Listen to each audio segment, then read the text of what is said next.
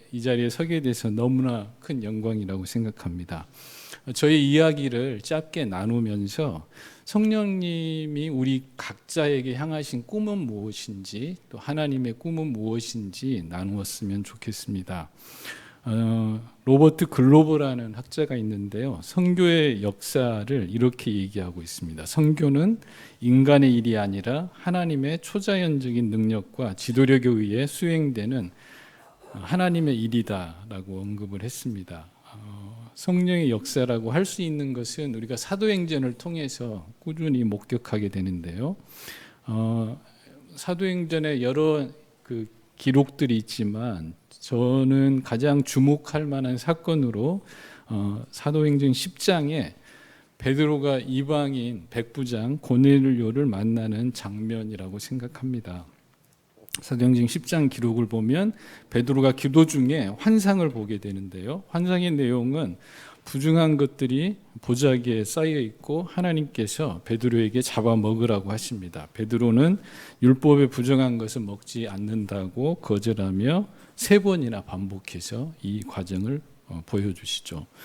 이후에 이방인 고넬료의 초대에 응하게 되었고요, 베드로가 찾아가서 하나님의 복음을 나누게 되고 고넬료뿐만 아니라 그 가족과 거기에 모여있던 모든 사람들에게, 이방인들에게 성령이 임하게 되죠.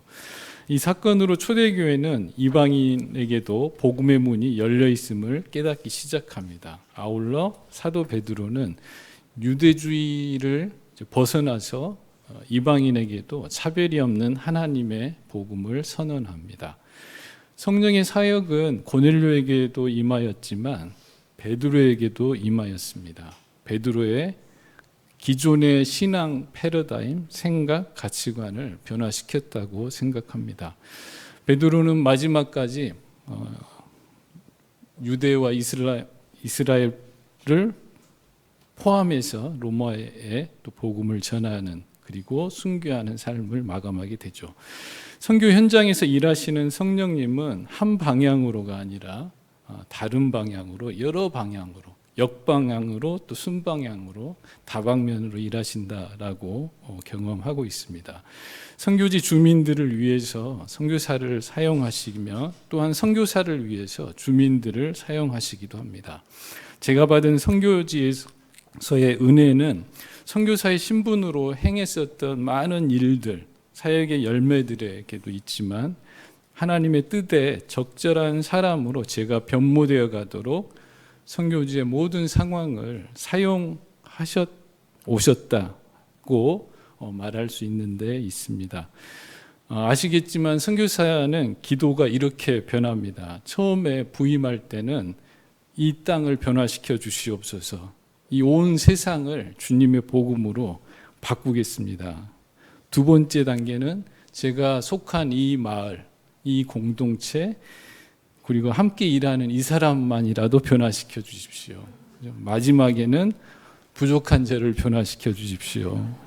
저는 몽골에서 나오면서 부족한 저를 사용해 주신 하나님께 많이 감사했는데요, 오늘 제가 말씀드리고 하는 그 요지가 여기에 다 들어있다고 보시면 될 것 같습니다. 오늘의 요지는 우리와 함께 하시는 성령님은 꿈을 갖고 계시고, 그 꿈은 나를 일깨우시고 일하게 하시며 궁극적으로는 내가 온전한 성장에 이르도록 도우시는 분이시다, 이 말씀을 드리고 싶습니다. 우리가 살아가면서 몇 가지 질문에 대한 답을 가지면 힘있게 강력하게 살 수 있다고 생각하는데요, 그 질문 중에 하나는 내 인생의 나의 바라봄이 어디를 지향하고 있는가, 나를 안내하는 이종표는 무엇인가, 이런 질문이라고 생각합니다. 사람들은 다 살아가면서 각자가 가지고 있는 그 목표, 꿈, 비전이라고 얘기하잖아요. 바라봄이 있다는 거죠. 이러한 바라봄이 있는데 여기에 대한 답을 내가 어떻게 하면 살고 있느냐에 따라서 삶의 향배가, 방향이 많이 달라질 수 있고 그 삶의 가치가 달라질 수 있다, 이렇게 생각합니다. 고린도전서 2장 12절 말씀을 잠깐 제가 읽어드리도록 하겠습니다. 2장 12절에는 이렇게 기록되어 있습니다. 우리가 세상의 영을 받지 아니하고 오직 하나님으로부터 온 영을 받았으니 이는 우리로 하여금 하나님께서 우리에게 은혜로 주신 것들을 알게 하려 하심이라. 우리가 삶을 다 마치고 나서 누군가가 우리에게 물어본다면 당신의 삶은 어떠했습니까? 라고 질문했을 때 우리는 어떻게 대답할 수 있을까요? 잘 살았던 인생, 또 은혜였던 인생, 감사의 선물이었던 삶이었다라고 말할 수 있으면 잘 살아온 인생이라고 얘기할 수 있겠죠. 근데 누군가는 이렇게 또 실제로 우리가 접하는 마지막 삶의 고백들은 후회가 많이 남는다. 또 나에게 다시 한번 살라고 하면 이렇게 살지 않겠다. 이런 얘기도 많이 듣게 되죠. 허무했고 좀 더듬는 그러한 삶이지 않았냐. 회한이 남는다. 이렇게 얘기할 수도 있겠습니다. 방금 말씀드린 이 말씀에 의하면 인생의 바라보면 크게 두 가지로 나뉜다는 것이죠. 하나는 세상의 영에 종속된 어떤 것을 바라보면서 사는 사람. 또 다른 하나는 하나님으로부터 온 영, 하나님으로부터 이끌린 어떤 것에 이끌림받아 사는 삶. 이것은 성령 안에 있는 삶을 얘기하는 거죠. 그래서 우리 삶의 결론이, 총 결론이 허무하지 않고 은혜 충만하고 기쁨이 충만한 삶이어야 함을 하나님이 강조하고 있고요. 이 말씀을 통해서 이런 삶으로 우리를 끊임없이 끌어가시고자 하는 하나님이 분명히 우리와 함께 하신다라는 것을 말씀하고 있습니다. 저는 선교사로 부르심을 받을 때에 그러한 결정에 이르는 몇 번의 과정이 있었습니다. 방글라데시 선교사로 나가기 전에 선교지에 대한 첫 마음이 생겼던 것은 학교 다닐 때 대학생 시절에 필리핀에 2주 동안 단기 선교 활동을 하러 갔었는데요. 그 활동의 마지막 날에 그 가난한 동네 길을 걸어 나오는데 하나님께서 이렇게 말씀하시는 것 같았어요. 2주 동안 여행하듯이 전도하고 돌아갈 게 아니라 앞으로는 너의 삶 안에서 이곳에서 살면서 이 사람들과 함께 나누는 삶을 살아야 되지 않겠느냐라는 그 질문이었어요. 그 부담을 안고 이제 학교를 이제 다니면서 졸업할 때 한 선교사님을 만나게 됩니다. 그 선교사님은 방글라데시에서 전문인 선교사로 일하시던 분이셨는데요. 저희 교회에 선교 보고를 하고 그분하고 약속을 해서 만나게 됐습니다. 만나는 날에 그분이 방글라데시의 필요에 대해서 많이 설명을 하셨고 저도 그동안 기도하면서 꿈꿔왔던 그런 삶의 모습이 그 현장에 있구나라고 생각이 들어서 가슴이 막 뜨거워졌었는데요. 이제 헤어질 때 선교사께서 그 속한 그 방글라데시 개발협회라는 그 단체에 소식지를 저한테 하나 줬어요. 그 소식지의 제목이 와서 우리를 도우라였습니다. 근데 그걸 받고 제가 이제 집에 돌아와서 다음 날 제가 꾸준히 큐티를 하고 있었는데 큐티했던 말씀, 펼쳤던 말씀이 사도행전 16장 9절 말씀이었어요. 이 말씀이 어떤 말씀이냐면 바울이 마게도냐 환상을 보는 장면입니다. 그 중에 이렇게 기록되어 있습니다. 지난밤에 한 사람이 손짓하여 부르되 건너와서 우리를 도우라 하시거늘. 그러니까 그 선교사가 어제 저녁에 줬던 그 소식지의 그 제목하고 오늘 제가 봤던 말씀하고 너무나 딱 일치를 하고 그 상황이 맞아서 이 부르심이 하나님의 부르심인가 다시 한번 상기해 보는 시간이었습니다. 그리고 사도행전을 계속 보고 가는데 바울의 그 삶의 방향, 삶의 추구해 가는 그 여정이 너무나 당시에는 아름다웠고 이렇게 사는 삶이야말로 가장 멋진 삶이겠다라는 다짐을 하게 되죠. 그리고 기도하면서 그런 결정에 이르게 됐고요. 그리고 마지막으로 이제 부모님께 제가 방글라데시에 가보겠습니다라고 허락을 받으려고 집에 내려가죠. 집에 내려가서 이 말씀을 꺼냈는데 어머님께서 첫 마디가 내 눈에 흙이 들어가기 전에는 못 간다라고 했어요. 그리고 아버님은 이제 그 말을 듣는 순간 이렇게 돌아앉으셔가지고 아무 말씀도 하지 않으시는 그 장면이 눈에 선하게 떠오릅니다. 그 말을 듣고 가지 못하는가 보다라고 생각을 하고 제가 다녔던 그 교회에 이제 찾아와서 기도를 했습니다. 기도를 하면서 많이 이제 서러웠어요. 첫 번째는 내가 이렇게 의로운 일, 어떻게 보면 선한 일을 하고자 하는데 그 응원해 주실 법한데 부모님들이 그렇게 허락하지 않은 것에 대한 그 서운함, 그 너무나 이해가 되죠. 믿지 않는 부모님이셨고요. 그 시골에서 대학을 졸업할 때까지 뒷바라지를 하셨으니까 기대가 얼마나 크셨겠습니까? 또 하나는 이렇게 얘기하는 것 자체가 너무나 부모님의 마음에 이렇게 가슴에 못을 박는 것과 같은 그런 것이 이제 느껴져서 많이 울면서 기도했던 그런 그 저녁이 기억이 나고요. 그리고 나서 늦은 밤에 집에 돌아와서 이제 잠을 자고 아침에 다시 서울로 올라오는데 아버님께서 저를 불러 세워서 이렇게 말씀하셨습니다. 대문에 나가는 저에게 네가 가고 싶은 길은 너의 것이지 내 길이 아니다. 그래서 네 인생을 그렇게 살기로 했으면 이제 그렇게 한번 살아보라. 부모가 대신 살 수도 없는 것인데 이런 말씀을 하셨어요. 그래서 허락을 해 주신 거죠.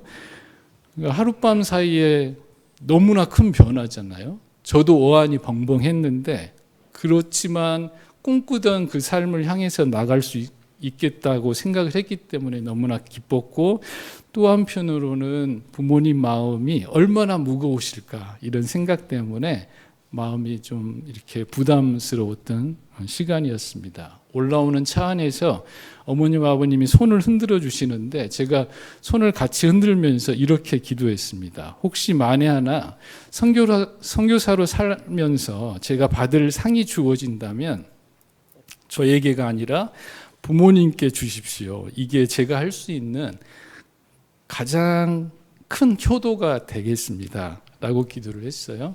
그리고 나서 이제 아버님은 작년에 돌아가셨어요. 그리고 어머님은 아직도 살아계시는데 지금 돌이켜 봤을 때 제가 선교사로 갔기 때문에 잘한 일 하나는 믿지 않던 어머님을 평생 새벽에 기도하는 분이 되도록 했다라는 것입니다. 이건 뭐 좀 다른 차원의 이 얘기죠. 제가 그 얘기를 끝내고 서울에 올라와서 선교 훈련을 받았는데요. 그날부터 어머님이 자식을 위해서 그동안도 계속 빌어왔지만 지금부터는 교회에 가서 빌어야겠다. 절이나 뭐 뒷간에서 아니라 이런 마음을 가지고 교회를 나가기 시작하셨다고 그래요. 이 말씀을 제가 방글라데시 가 있을 때 부모님이 한번 찾아왔는데 그때 말씀을 하시더라고요. 그리고 나서 새벽에 기도를 하다 보니까 하나님을 만나게 됐고 하나님을 믿게 됐고 그 결과로 아버님까지 교회에 인도해서 아버님이 신앙생활 할 수 있도록 하셨습니다. 그리고 그 마을 그 지역교회에서 이제 은퇴하신 어르신들 중에 이렇게 성경 통독을 가장 많이 한 그 아버님으로 이렇게 기록이 되는 일이 있었습니다. 돌아가시기 몇 해 전에 구례에 행사가 하나 있었는데요. 우리 군수가 시상하는 1회 장한 어버이상을 아버님과 어머님이 수상하셨거든요. 이게 또 하나의 저에게는 큰 위로가 됐습니다. 저의 기도의 일부분을 이렇게 또 응답해 주시는구나 이런 생각이 들었기 때문입니다. 선교 현장은 너무나 많은 다양한 사람들이 살고 있죠. 방글라데시는 가난한 사람들이 정말 가난한 사람들이 살고 있습니다. 뭐 1,000원, 2,000원 하루 벌이가 되지도 않는, 그리고 하루에 3끼 식사가 아니라 한 끼를 먹는 사람도 있고요, 못 먹는 사람도 있고, 몇 끼 먹느냐에 따라서 집의 삶의 수준이 다르게 평가되는 그런 곳입니다. 가장 영양적으로나 위생적으로 열악한 곳이죠. 그런데 그분들 모습에서 또 하나 발견했던 것은 그렇게 가난하지만 불행하지 않다는 거예요. 물론 불행하기도 하지만, 그러나 그 정도면 우리는 아마 못 산다고 했을 거예요. 근데 그렇지 않다는 거죠. 상습 수해 지역이어서 매년 물이 집에 차오릅니다. 침대로 차오르고요, 지붕으로 차오르는데, 침대로 차오르면 침대 위에 가서 솥에 밥을 먹고 살고요, 지붕까지 차오르면 지붕 위에 가서 낚시하면서 고기 잡으면서 즐겁게 살아요. 그러니까 그런 동네다. 그런 것들을 이제 보면서, 그럼에도 불구하고 저희들이 제가 만났던 여러 사람들, 특히 그 이슬람권이고 모슬렘들인데, 이분들 청년 중에 한 명이 저한테 어느 날 이런 얘기를 했어요.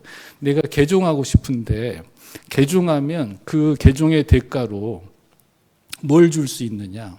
먹을 거, 입을 거, 주거할 곳, 직업, 뭘 얼마만큼 줄 수 있느냐, 이 얘기를 했어요. 이걸 들으면서 굉장히 비밀스럽게 저하고 면담하면서 그 얘기를 하길래 한편으로는 개종의 기회인가라고 생각을 하기도 했지만, 이 사람들이 겪고 있는 가난의 정도, 그 정도가 얼마나 깊은가. 그래서 가난은 어떻게 보면 사람의 영혼까지도 이렇게 파괴시킬 수 있는 그런 영향력이 있겠구나, 이런 생각을 하게 됐어요. 이슬람 사회에서 그렇게 한다라는 것은 정말 상상할 수 없는 일이거든요. 이 세상을 떠나는 것과 같은 그런 상황이기 때문에. 그래서 이 방글라데시에서의 삶과 일을 통해서 제가 하나님께 할 수 있는 일 중에 하나로 가난과 빈곤을 경감시키고 해소하고 해결해 보는, 그런 데 도움이 되는 일을 앞으로 하고 싶습니다라는 기도를 했습니다. 그리고 이후에 연결되었던 곳이 이제 몽골이었는데요. 몽골의 그 지금 말씀드린 잠깐 소개한 지구촌 나눔운동이라는 단체에서 유목민들을 돕는 일을 막 시작을 했습니다. 그때 이제 제가 수의사이기도 했고 선교사로 현지에서 경험을 했기 때문에 저하고 연결이 돼서 저에게 제의를 했는데요. 몽골 유목민들을 돕는 일을 해보지 않겠느냐. 그래서 거기에 대한 부르심이 확실한지를 또 살피기 위해서 이제 아내와 함께 몽골에 가게 됐고요. 가서 탐방을 하는 마을의 한 마을 동장이 제가 소개를 수의사라고 했더니 너무너무 환영을 하는 거예요. 쌍수를 들고 환영을 하는데, 제안한 게 우리 마을에 돈이 많지 않아서 급여를 줄 수는 없는데 오시기만 하면 그 몽골 게르 있습니다. 천막집 한 채, 그리고 매달 먹을 수 있는 양고기는 무상으로 대줄 테니 오시라. 그래서 이것도 하나님의 부르심이구나 라고 생각하고 몽골에서 일을 시작하게 됐습니다. 10년 동안 일하면서 정말 많은 일들을 여러 갈래로 해보았습니다. 지역사회 개발이라는 그 울타리 안에서 소득 증대부터 시작해서 교육, 마을의 우물, 보건, 위생, 다양한 일들을 많이 했었는데요. 하면서 이제 한 가지 저의 안에 채워지지 않는 욕구가 하나 있었는데, 하나님 말씀하신 선교의 열매는 어떻게 거두시는 겁니까? 였습니다. 이런 인도주의적인 사회적인 그런 활동들은 즐겁고 재밌는데, 결국은 성경에서 말씀하시는 그 부분 있잖아요. 사람이 변화되는 거, 하나님 앞에 회심하는 거, 세례받는 거, 또 교회가 형성되는 거, 이런 일들은 이 일과 어떻게 연결이 되나요? 라는 그런 질문들이 제 안에 늘 있었습니다. 10년의 활동을 마치고 한국에 귀국을 했습니다. 귀국하고 한 7년이 지난 시점에 제가 전화 한 통을 받았는데 당시에 함께 일했던 한 자매로부터 전화를 받게 되었습니다. 그 자매는 믿지 않는 친구였고요. 저희가 몽골에서 같이 일하면서 통역하는 직원으로 일을 했던 자매였는데요. 그 전화상으로 제가 한국에 유학을 와서 결혼을 하게 되었습니다. 결혼을 했는데 결혼식 날 와서 축사를 좀 해주시면 감사하겠다고. 그래서 집에 한번 초대를 했습니다. 집에 초대해서 얘기를 쭉 들어보니까 몽골에서 일할 동안에 저하고 같이 일하면서 늘 궁금했대요. 이 사람이 멀쩡하게 생겼는데 왜 몽골에 와서 이런 일을 하고 있지? 그 질문이 하나 있었고, 그리고 일하는 과정에 기독교에 대한 이야기, 크리스찬으로서의 그런 여러 이제 언행들 때문에 자기는 더 심지가 굳건해졌대요. 그러니까 기독교인이 되지 않아도 넌 크리스찬으로도 내가 충분히 선하고 더 멋있게 살 수 있다. 이걸 더 다짐했다고 하더라고요. 그랬는데 이제 그 이후에 이 친구가 한국에 유학을 오게 됐어요. 아동 복지와 관련된 전공을 하면서 한국에 좋은 이제 사역자를 만나게 돼서 교회에 인도함을 받게 되었고, 교회에 다니면서 제가 생각이 났더래요. 그래서 왜 몽골에 가서 그런 일을 했는지 다 이해가 되고, 이제 그리스도인의 가정, 그러니까 형제가 크리스찬이었는데 그 크리스찬 가정을 이루게 돼서 이 출발에 제가 와서 축사해 주면 너무나 의미가 있겠다, 그런 연락을 받게 됐습니다. 제가 물었던 그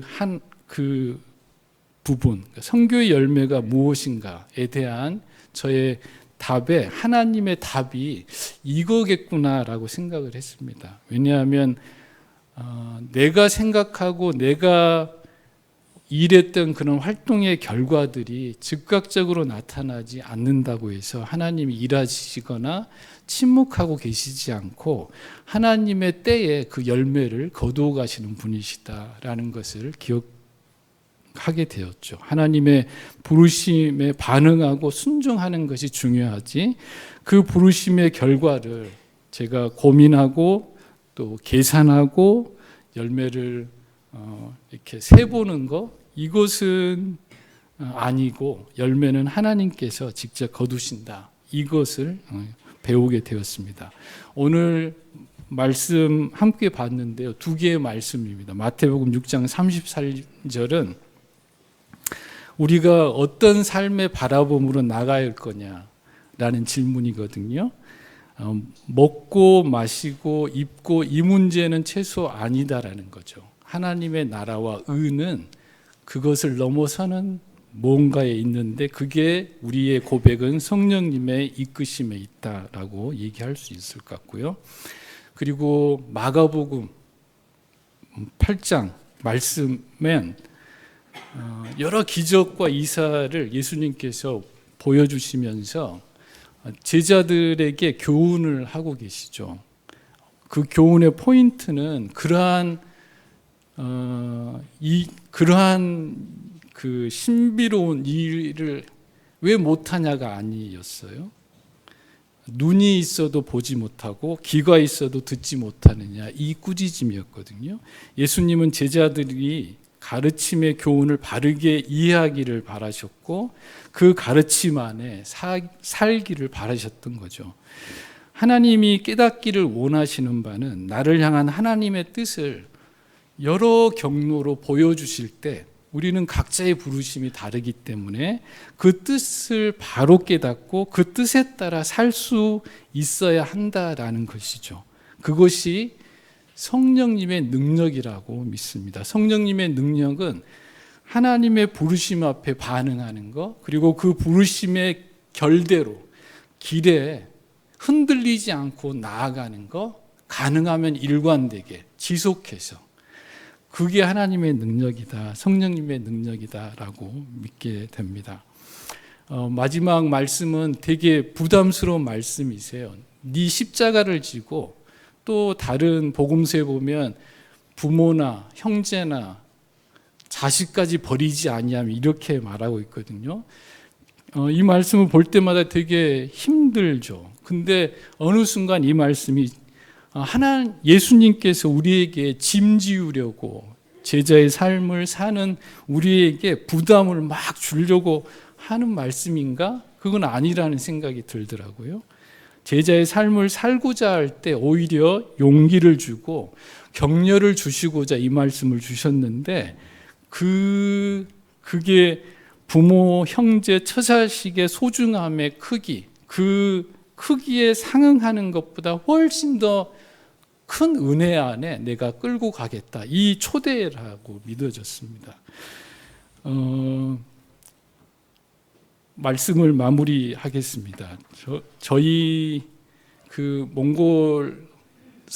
몽골에서 일을 하면서 제가 아직도 기억하고 있는 장면 하나가 있습니다. 그 장면은 몽골은 유목하는 사람들이기 때문에 가서 경험하신 분들도 계시겠지만 차를 많이 마십니다. 이 차는 우유에 홍차를 타서 이렇게 우유차라고 하는 차거든요. 소금이 약간 들어가 있는데 이게 이제 대접 사발 우리 공기 그릇 같은데 한 잔씩 따라줘요. 방문을 하면.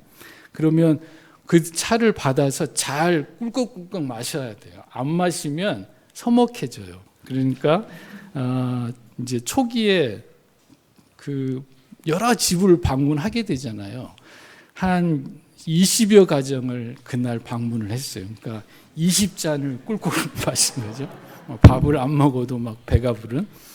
그리고 나서 그날 늦은 이제 저녁이 질 무렵에 이렇게 돌아오는데 그 하나님의 장면이었어요. 저에게는 온 사방이 몽골은 그 스카이라인이 너무 아름답습니다. 하늘하고 땅이에요.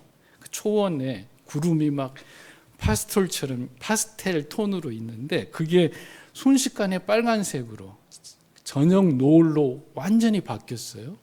그리고 저를 이렇게 언덕에 딱 멈추게 했어요. 제가 차를 운전하고 다녔는데 그리고 밖에 나와서 그 광경을 쫙 동서남북으로 보는 순간 너 정말 수고했다. 너 오늘 참 잘했어. 라는 위로의 한 컷으로 저에게 확 다가오는 그런 순간이었습니다. 하나님의 뜻 안에 거할 때, 하나님의 부르심 안에 거할 때 우리 삶이 막 비루해지고 막 어거지 같고 강제되고 그러지 않는다는 거예요.